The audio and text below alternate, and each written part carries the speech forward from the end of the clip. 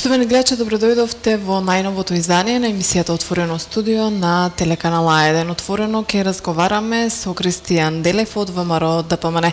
Господин Делев, добродојдовте во Струмица, добродојдовте во Отвореното студио на телеканал А1. Благодарам за поканата. Еве, јас сум потекол од Струмица, така да ове и прилика малце да дојдеме да го посетам од крај.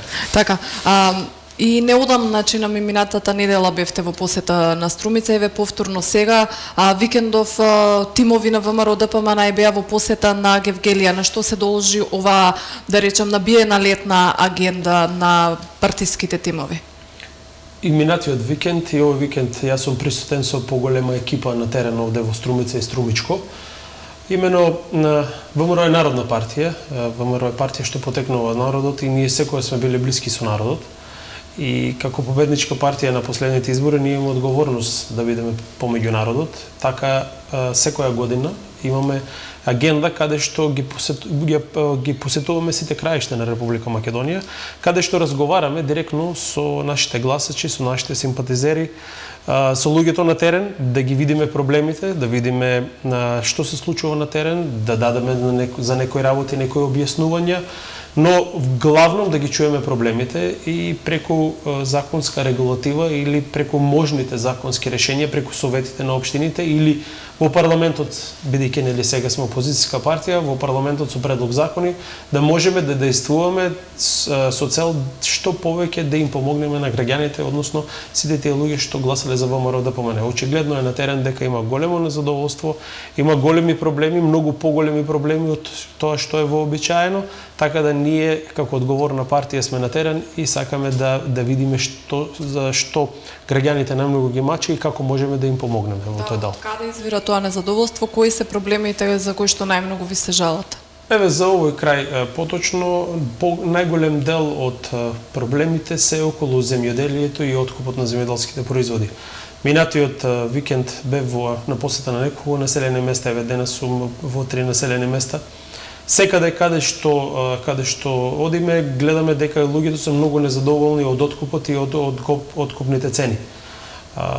Најголем проблем во моментот е што воопшто нема откуп за некои производи. Иначе бостанот, значи ловеницата не се ни откупува и ако се откупува по многу пониска цена. Многу површно се изјавите од страна на актуелниот министер за земјоделие дека еве со дополнителни 2 денари ќе го реши проблемот. Проблемот не се решава така. Проблемот е многу поголем од тоа, бидејќи за да се дадат тие субвенции потребно да се направи некој откуп. Треба да има некоја основа за што може да се дадат тие субвенции. Треба да се има некакви канторни белешки. Така да проблемот е што воопшто сега во моментот нема за некои производи откуп, како што е за краставицата, како што е за бостанот, како што е за доматите. Така да ние од овде сакаме да им порачаме дека така проблемите не се решаваат на терен. Ако истите проблеми ги имаше и лани и полани, но не беа толку големи и поголем дел од нив беа решени. Не може владата само да каже, еве со актуелната влада да каже дека еве само со понуда на 2 или 3 денари субвенции ќе го реши проблемот. Проблемот се решува што тоа се бараат купци. Во моментот на терен има многу помалце купци од тоа што е вообичаено. Традиционалните купци што беа од, да кажеме, источниот пазар, од Русија, од Молдавија, од Украина, не се присутни на терен. Не знам што е причината за тоа. И тоа сето наведува да во овој момент имаме многу поголем извоз, многу помал извоз на земјоделски производи. Проблемот мислам дополнително ќе ескалира во наредниот период и се надевам дека еве ќе слушнат надлежните органи дека треба да се пуштат, да имаат министри за странски инвестиции, имаат министри за надворешни работи, на располагање им се сите амбасади, треба да ги вклучат и треба да ги ангажираат за да наоѓаат купци. Така проблемот нема да се реши. Незадоволството кај граѓаните само ќе ескалира, а проблемот ќе се зголемува дополнително. Со субвенции не може да се реши проблемот. Мора да се најде пазар. Тоа е единственото решение. Така, ми одговоривте индиректно и на третото прашање кое што беше поврзано со откупот на земјоделските производи, затоа што и вашата и фокусот на вашата посета и минатиот пат беше околу тоа. Ајде можам да дополнам само дека еве голем дел од проблемите што се соочуваат граѓаните во овој регион се и комунални проблеми од локален карактер кои со години не се решени, например, во Дабиле имаме голем број на комунални проблеми кои не се решени, истото е во Просениково, истото е во Банско, што е апсурд на денешно време да немаме решено атмосферска канализација, да немаме решено фекална канализација или вода за пиење. Тоа е сериозен проблем. Жителите на Банско се соочуваат со сериозен проблем, немаат вода за пиење. Неодговорно е да една општина која да кажеме по буџет можеби и втора или трета општина во Република Македонија да не може да ги реши проблемите во неколку села кои се натрупани. Убаво е да се вика еве доаѓам од најуспешна или општина со најголем буџет, актуелниот премиер, но актуелниот премиер не си ги решил проблемите овде. Не се решени проблемите по селата, еве во градот гледаме многу улици запоставени, не е решена таа инфраструктура како што треба, се уште поплавите не се решени. Значи проблемите само се вртат или се даваат некој приоритет на некои други проекти, а никако основните или најгорливите проблеми што се за Струмица и Струмичкиот регион да се решат. Да, каква е ситуацијата и кои се проблемите на жителите на другите општини во регионот, Босилово, Василево, Ново село? Главно број еден проблемите се околу земјоделието и откупот на земјоделските производи и одредени проблеми што имаат со Министерство за труд и социјала. Тие се некако јавуваат како проблеми кои се повторуваат. Значи нерешен статус, нерешен пензионерски, да кажем, стаж или не земаат пензии или слични некои такви проблеми. Но најголемиот проблем секако останува, значи, во фокус е земјоделие. Да. Има ли живот во селата со оглед на тоа дека сме крај кој што е познат по миграциите и големиот број на мигранти? Начекавте ли можеби дојденци кои што би можелете да останат во Македонија и тука да продолжат бизнис? Во неколку села, да, начекавме и видовме луѓе, но жално е што голем дел од нашите сограѓани не оѓаат својата среќа во други држави. За тие луѓе да се поттикнат, односно да останат овде, треба да им се дадат услови. Односно треба да им се дадат услови за тие да инвестираат, да го инвестираат својот капитал, за да можат, нели, понатаму да работат овде. Мене ми е жал што последните реформи што ги направи ова влада, каде што, нели, Македонија беше една од топ реформаторите на светско ниво и да кажеме во европско ниво меѓу првите 4-5, со најниски даноци во Европа, таа ситуација сега во моментот се менува и така да од едно атрактивно општество за инвестирање или за привлекување на тој капитал полека стануваме држава која ќе биде скапа за водење бизнис. Тоа е еден тренд што би требало да застане. Еве уште еден апел до актуелната власт да не ги менува овие даноци, да не ја менува цела таа слика што имаме како претходно направено на меѓународен план во делот на инвестициите, за да можеме и странците, а и нашите да кажеме сограѓани кои се на време на работа во странство, да ги стимулираме да дојдат да инвестираат. Ние почнавме со една инвестиција, имплементиравме една инвестиција и таа многу позитивно влијаеше врз целиот овој регион. Во план имавме уште сигурно 3 или 4 проекта овде во Струмица, каде што би се вработиле неколку илјади луѓе, но со превземање на власта сега ситуацијата се менува, бидејќи и условите се менуваат, така да не сум сигурен дали инвеститорите понатаму продолжиле да работат со новата влада, со новите многу поскапи услови. Да. Ли спомнавте, навлеговте во економските теми, вие чин бевте и вице-премиер за економски прашања. Заменик министер за економски прашања. Она што ме интересира е каква е вашата оценка, спомнавте и за даночната политика или барем тезите кои што владата предводена од СДСМ и Алијанса за албанците сакаат да менуваат.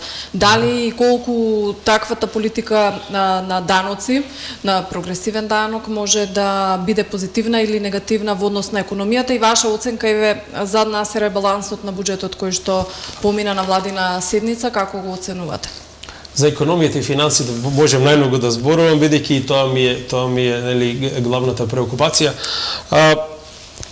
Политиката која што моментално ја спроведува СДС со новата влада е катастрофална во делот на даночната политика, собирањето на даноци, но и целокупната економија. Ќе се случи еден сериозен проблем некаде оваа есен или почетокот на оваа зима. Најпластично, за да им објасниме на граѓаните, државата функционира како една поголема компанија. Таа треба да работи, да продуцира, да продуцира капитал, да има приходи за да може да плаќа плати, за да може да се развива. Што ви рекол вашиот контрапартнер Кочо Ангушев е како велосипед кој што ако не го вртите ќе паднете? Така да не би се согласила баш со него, бидејќи неговите политики и неговите тоа може и подоцна. Функционирањето на економијата. Подоцна може ќе зборуваме за функционирањето на економијата и за Кочо Ангушев. Како економија во моментот не може да очекуваме, значи и економијата е многу екзактна наука. Не може ние да очекуваме да имаме странски инвестиции кои се многу важен фактор за развојот на државата, да преку ноќ на тие странски компании им го качеме ефективниот данок, значи зборувам на тој ефективен данок, тоа што на крајот треба да го платат, над 32%. Тоа е несериозно. Тоа е дестимулирачки и тоа многу од тие што се сега присутни во Македонија може да поминат само границата да одат во Петрич, каде што условите ќе им бидат многу подобри, а и ќе бидат во Европска Унија и ќе плаќаат 10% равен данок. Истото ќе се случи и тие што се во Скопје само ќе ја поминат границата, ќе одат во Врање, ќе добијат многу подобри услови. Не можеме ние преку ноќ да менуваме такви даноци и да правиме тако прогресивен данок. Прогресивниот данок нема да направи никаков бенефит на државата. Само тие што со поголем капитал и тие што треба да инвестираат, ќе ги обесхрабри тоа да го сторат во Македонија, а тоа ќе го направат на друго место. Втора работа што е многу важна е што главен двигател на една економија, а тоа може да се види секојаш историски факт е било градежништвото. Оваа влада веќе добри 2 месеци ги прекина сите градежни активности на терен, околу автопатишта, околу поголеми инфраструктурни проекти. Целиот тој концепт е застанат. Зошто?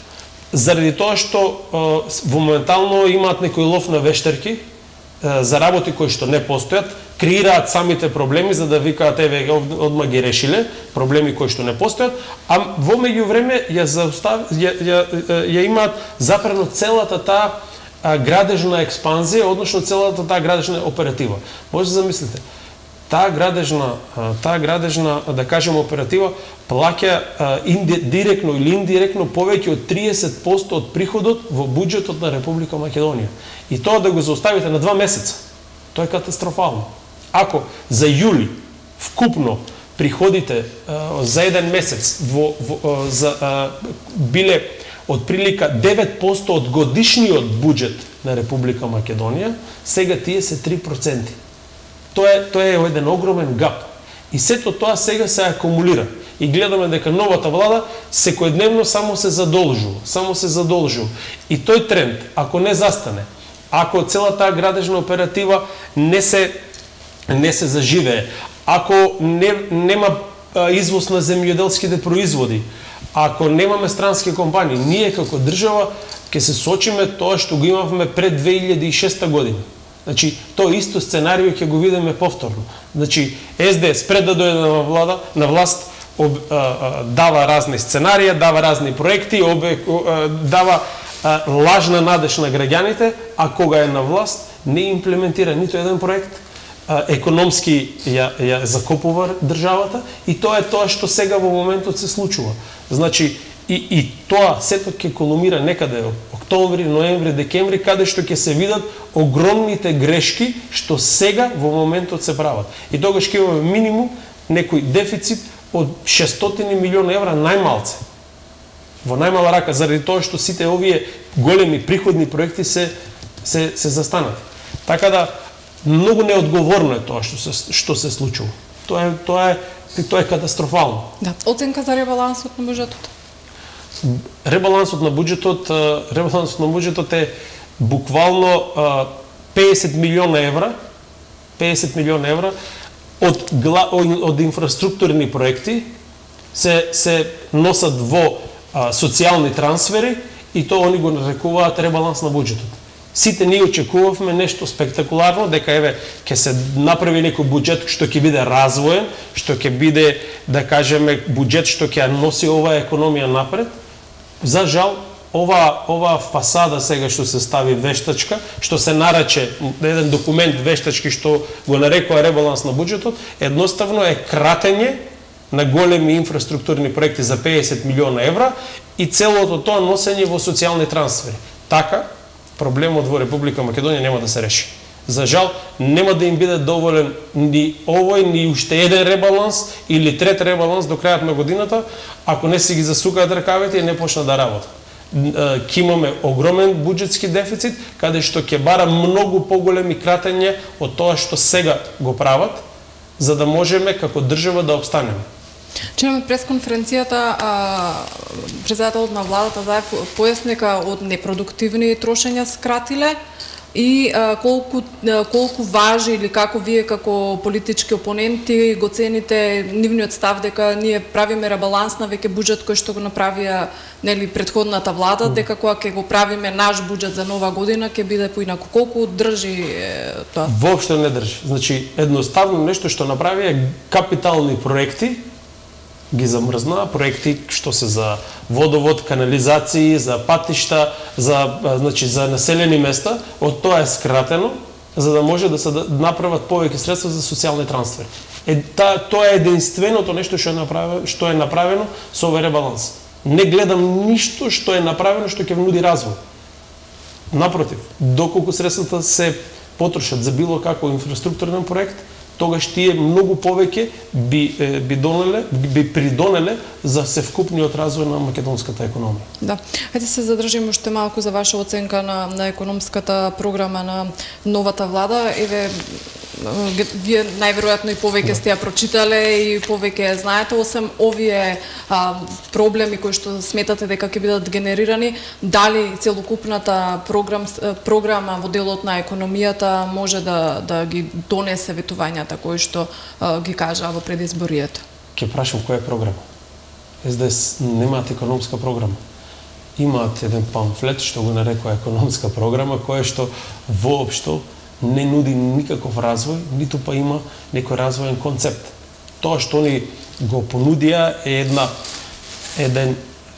една визија која што не може да функционира во Република Македонија, нешто што е многу нереално, се задржа на тривијални работи кои што никако не можат да продуцираат нови работни места, ниту пак да некаков раст на економијата. Не можете вие во економска програма да викате еве ние ќе возможиме на сите домашни компании ист третман како странските компании. Ние и до сега тоа го правевме. И до сега тие странски компании требаше да станат македонски компании. Сите тие бенефити ги користат овде во Македонија.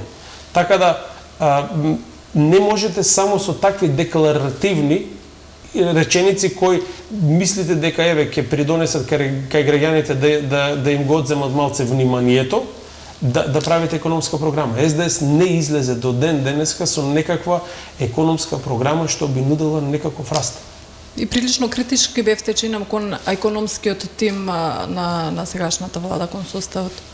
Економскиот тим е во моментот катастрофален. Имаме ние статистичар министер за финансии, кој нема никаква визија за работењето на Министерството за финансии, бидејќи Министерството за финансии може би една од најкомплексните институции. Парите се сепак најкреативната работа. Треба добро менаџирање на средствата за да може економијата да функционира.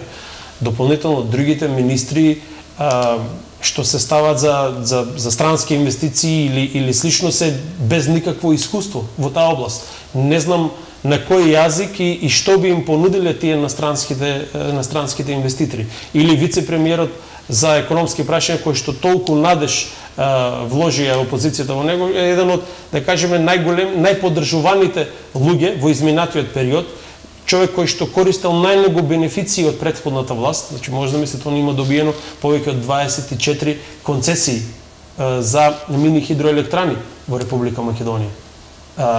Корисник е на сигурно најголемата државна помош во државата од било кој, односно можем да кажем од сите странски компании заедно, користи многу поголема државна помош за тие да кажеме хидроелектрани.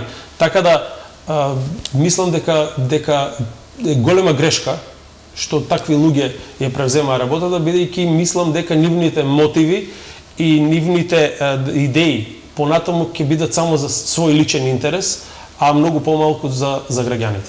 Вака, кога ќе погледнете наназад, кои се точките од вашата економска политика кои што ги сакате да ги потенцирате и што би промениле?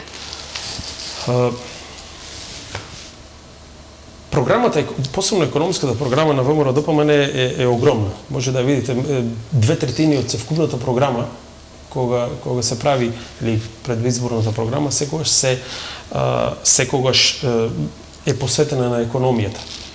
Ние, впрочем, ги зимаме во предвид и најмалите, да кажеме, проекти што се во некое село, па се до огромните инфраструктурни проекти. И сите тие ги ставаме во еден пакет. Од друга страна, правиме концепт што би можеле да направиме во идниот период во делот на инвестициите и во делот на развојот. И како тоа да го поттикнеме. Тоа е сериозна програма и ние секогаш таква програма нудевме. Во минатото добро прашање што би промениле, може би малце повеќе би ставиле акцент на животната средина и на решавањето на проблемот со депониите, кој што мислам дека ќе биде во фокус на нашата партија во идниот период, каде што сакаме и овој дел да го опфатиме повеќе и да понудиме повеќе. Така.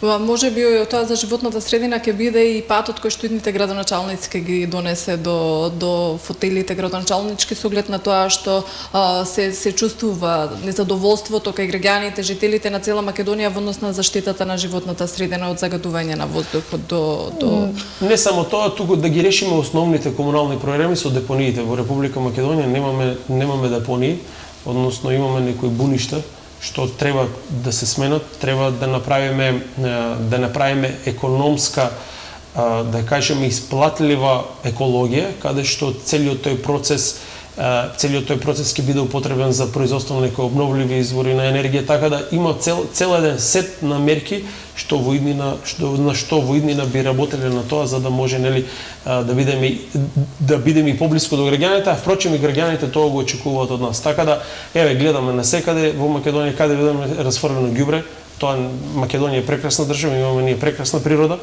и на тој сегмент треба повеќе да секако да обрнеме внимание. Мора да исчистиме Македонија. Да, економијата е голема тема, широка, но малку да се префрлиме на политика, со оглед на тоа и дека е летно време, да не им земаме премногу време на гледачите. Ајде за специјалното јавно обвинителство, во делот на пресконференциите кои што зачестено ги има ВМРО-ДПМН, се токму на темата СЈО и обвиненијата кои што ги покрена оваа институција. СЈО е еден политички инструмент, е една институција која што директно добива наредба од штабот на СДС. Сите тие процеси, монтирани процеси, сите тие фами што се создаваат сега или процеси кои што никако да добијат некој крај, се инструирани од СДС. Но целта е многу поголема од тоа што изгледа. Сакам да им кажем и на граѓаните дека влогот е многу поголем. ВМРО е партија која е во моментот нападната од една таква непринципијална политика на СДС преку својот инструмент СЈО, со цел да ја ослабне партијата и да ги обесхрабри нашите членови да го кажат своето мислење. ВМРО е партија која што секогаш била на бранникот на интересите на Република Македонија. секогаш е партија која ги штитела интересите на Република Македонија и партија која ги штитела македонците секаде во светот. Ние и така ќе продолжиме. Целта на СЈО е од тој пат нас да не обесхрабри, од тој пат нас да не оттргне, се со цел да ја остварат нивната голема заложба, за која што впрочем и ги донесува на власт, е да го сменат уставното име на Република Македонија, да го сменат идентитетот и нас, впрочем, како македонци да не замолчат. Бидејќи ако не замолчат, тоа не можат да го реализираат. Така да играта, односно целата таа функција за која што е создаден СЈО е многу поголема од тоа што ние можеме да ја видиме сега во моментот. Тие планираат и понатаму да продолжат, значи се со цел да постигнат нивната конечна цел, тоа е промена на името, промена на уставот, промена на идентитетот, двојазичност и сите тие што ги видовме во изминатиот период и во изминатиот период, не знам, договори, преговори за како што не вика да внесат Македонија во НАТО или во Европска унија. И да го направат тоа нема да се случи. Така да само нас како држава и како граѓани не подценуваат пред меѓународниот фактор, што е многу непринципијално за остатокот од граѓаните кои се национално освестени, кои си ја сакаат државата, кои не сакаат промена на име, кои не сакаат промена на устав. За среќа, ние сме повеќе отколкото они што мислат. ВМРО ДПМН исто така е гласно околу договорот што Македонија и Бугарија треба да го потпишат за добро соседство. Тој договор подготовките почна уште во времето на владата на ВМРО ДПМН, што е она што сега во моментот ви боде во очи кога станува збор за овој договор за добро соседство, кој пред да влеземе во студио само како наслов прочитав дека финишира крајната верзија. Дали некој од нас го има видено тој договор?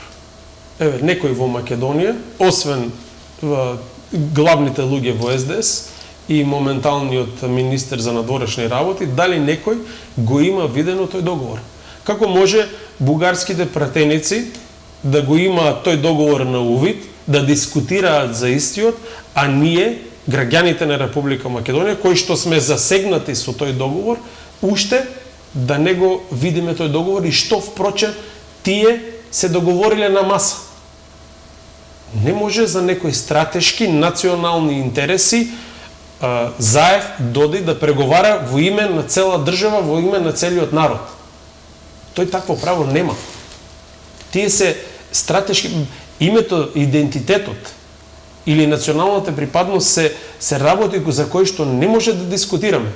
Ако беше толку едноставен тој договор или проблемот со Грција, верувајте, ние досега ќе го решевме. Но тоа е многу повеќе од тоа, тоа е многу покомплицирано. Во тој договор се бара нашиот јазик, впрочем, да не постои. Ние со тој договор само ќе изгубиме. И тотално беше непотребно цела таа парада што се направи во Бугарија, само ги позициите што во последниве 10-11 години се градеа, преку ноќ сето тоа падна во вода. И ние, градејќи ги тие позиции, градејќи го нашиот дигнитет, градејќи ги нашите ставови, сето тоа преку ноќ го изгубивме со таа парада што се направи во Софија пред неколку недели. Прво, сакам да го видиме, еве, им порачувам да го дадат договорот на граѓаните да го видат. Па ние самите да процениме дали тоа треба да биде така. Дали ние сакаме да си го смениме нашиот јазик, тој да не биде македонски. Значи, дали сакаме ние самите да си ја смениме историјата. Да за одредени важни за нас настани во нашето минато, ние премолчиме и за одредени настани ние да викаме дека не е така. Тоа не е фер спрема нас и спрема нашите предци и за идните генерации. Ние немаме такво право да ја менуваме историјата за кој што Македонија имала огромни жртви во минатиот период. Кој ни го дал нам тоа право?